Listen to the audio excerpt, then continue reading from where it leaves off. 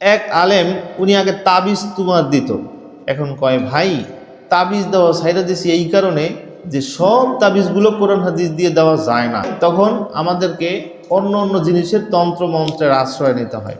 কোরআন হাদিসে পায় না মানে হয়তো আছে, কিন্তু হয়তো উনি পায় না। আর সূরা ফাতিহা সকল রোগের জন্য শেফা, কিন্তু কারো জন্য আল্লাহ মঞ্জুর নাও করতে পারে। ওই যে একদিন শুনেছিলেন যে সূরা ফাতিহা পরে ফু দিছে, সাপের বিষ পানি হয়ে গেছে, নষ্ট হয়ে গেছে, সেই সম্প্রদায়ের যিনি গোত্রপতি তিনি সুস্থ হয়ে গেছে। তো এটা একিনের উপর নির্ভর করে আছে, সকল কিছুই তো আছে, কিন্তু রিসিভার লাগবে, গ্রহণকারী লাগবে। এখন উনি বলতেছে যে ভাই একটা তাবিজ আছে, যেই তাবিজটা লিখতে হয় 100 বার না 101 বার লিখতে হয়, ইয়াবুদ্দুহু, এটা লিখতে হয়। আমি বললাম এইটা কি জিনিস?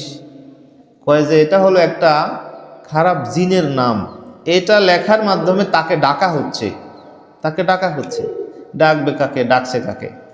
কয়েক পরে আমি অনেক চিন্তা ভাবনা করে এটা ছাইড়া দিয়েছি।